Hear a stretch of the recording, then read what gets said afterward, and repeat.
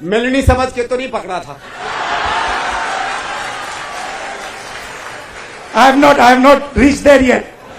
Imagine नहीं कर सकते हुआ क्या इनके साथ। ये गए, I'll explain. ये गए, संदीप आना जरा। ये इनका पता नहीं कहां से इनके दिमाग में घुस गया। अब अजीब चीजें घुस जाती है, बट इनके माइंड में घुस गया कि फॉरेन पॉलिसी इज दिस।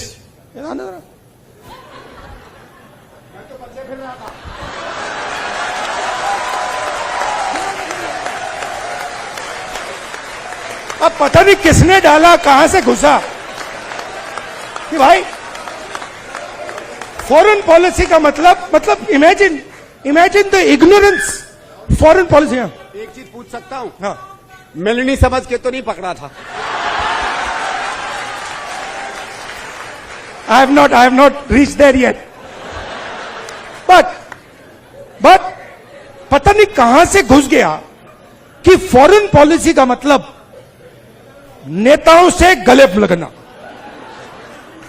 आज जिस प्रकार के संस्कारहीन, गरिमाहीन, अश्लील और अभद्र बयान राहुल गांधी ने माननीय प्रधानमंत्री श्री नरेंद्र मोदी जी पर दिया है, उसे वो लीडर ऑफ द ऑपोजिशन नहीं, एक फेल्ड स्टैंड अप कॉमेडियन लग रहे थे।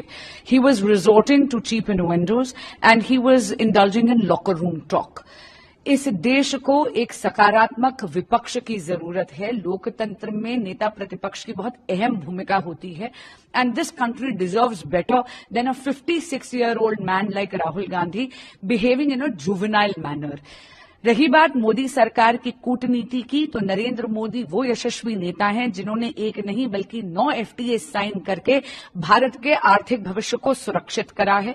आज हर भारतीय को ये आश्वासन है कि यदि युद्ध हो रहा होगा तो मोदी सरकार ऑपरेशन राहत, ऑपरेशन संकट मोचन जैसे रेस्क्यू ऑपरेशंस कर उन्हें सुरक्षित वापस भारत लेकर आएगी। स्ट्रेट ऑफ हॉर्मुज से अनगिनत ऑयल टैंकर्स भारत में पहुंचे हैं केवल और केवल मोदी जी के अथक प्रयासों से। लेकिन ऐसा लगता है कि राहुल गांधी अब बयानबाजी केवल सोशल मीडिया के मीम्स और रील वैल्यू के लिए करते हैं।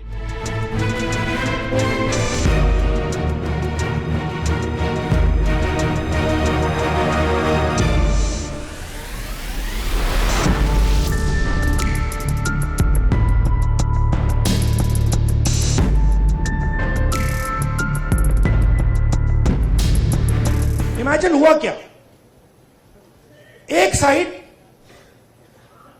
ईरान में युद्ध होता है,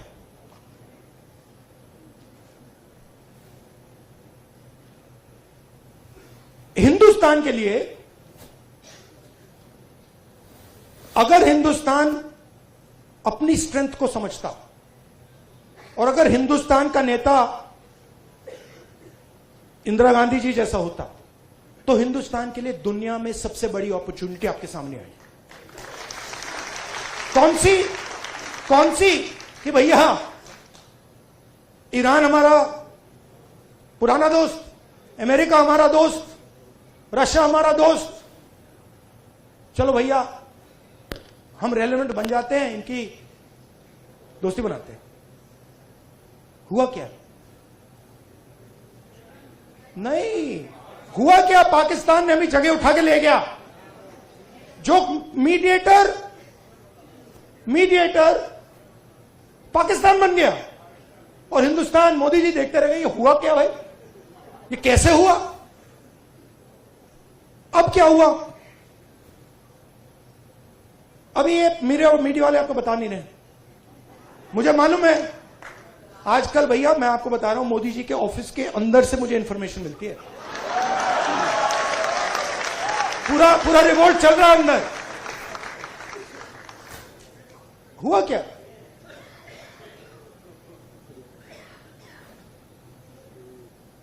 हमारी पेट्रोलिंग एरिया में चाइना ने अरुणाचल में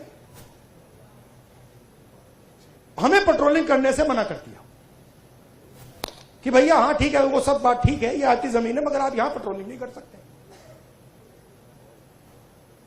राजनाथ सिंह जी, अमित शाह जी और नरेंद्र मोदी जी की हवा निकल गई है। वो क्या कर रहे हैं? ऑपरेशन अभी चल रहा है। सारे मीडिया के एडिटर्स को कॉल कर रहे हैं कि भैया ये बात आप अपने अखबारों में मत डालो, छुपाओ।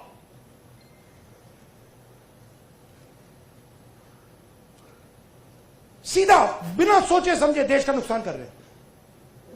मैंने देखा, नहीं मैंने अपनी आंखों से देखा, गलवान के बाद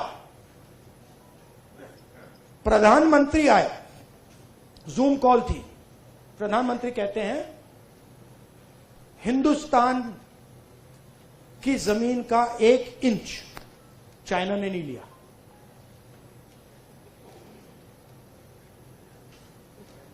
उसके बाद आर्मी कहती है कि भैया हिंदुस्तान की जमीन तो ले गए। आप सोचिए, चाइना को मैसेज किया गया, चाइना के नेगोशिएटर्स ने हमारे नेगोशिएटर से कहा कि आप क्या बकवास कर रहे हो, आपके प्रधानमंत्री ने बोला हमारी आपकी जमीन नहीं गई। फैक्ट बोल रहा हूं आपको। आर्मी कह रही है कि भैया हमारी जमीन गई, चाइना का नेगोशिएटर कह क्या बकवास कर रहे हो, तुम्हारा तो प्रधानमंत्री कह रहा नहीं गई है, जाके उनसे बात करो। तो इन्होंने इंटरनली देश को खत्म कर दिया है, फॉरेन पॉलिसी उड़ा दी है, और सारा का सारा काम अपना जो पॉलिटिकल स्ट्रक्चर है उसको फाइनेंस करने के लिए, अदानी जी का पैसा लेने के लिए ये उन्होंने किया है। अब तो हो गया ना? हाँ।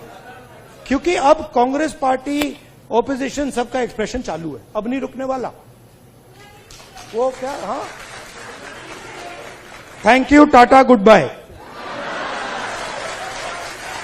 और मैं आपको बता रहा हूं, आप लिख लो, जिस दिन तक नरेंद्र मोदी अपना इस्तीफा नहीं देंगे, अमित शाह नहीं हटेगा, उस दिन तक नरेंद्र मोदी और अमित शाह नहीं सो पाएंगे। उनको हम जगा के रखेंगे, पूरी रात जगा के रखेंगे, जब तक वो कोलैप्स करके कहें कि भैया ये हमारी बस की नहीं है, माफ करो, छोड़ दो हमें। और बिना नफरत के, बिना हिंसा के, बिना नफरत के हम हमारी देश की संस्कृति, हमारे देश के कल्चर की लड़ाई लड़ रहे हैं। हमारा देश नफरत का नहीं है, मोहब्बत का है, प्यार का है, भाईचारे का है, अहिंसा का है। ये हम प्रूव करके दिखा देंगे सबको।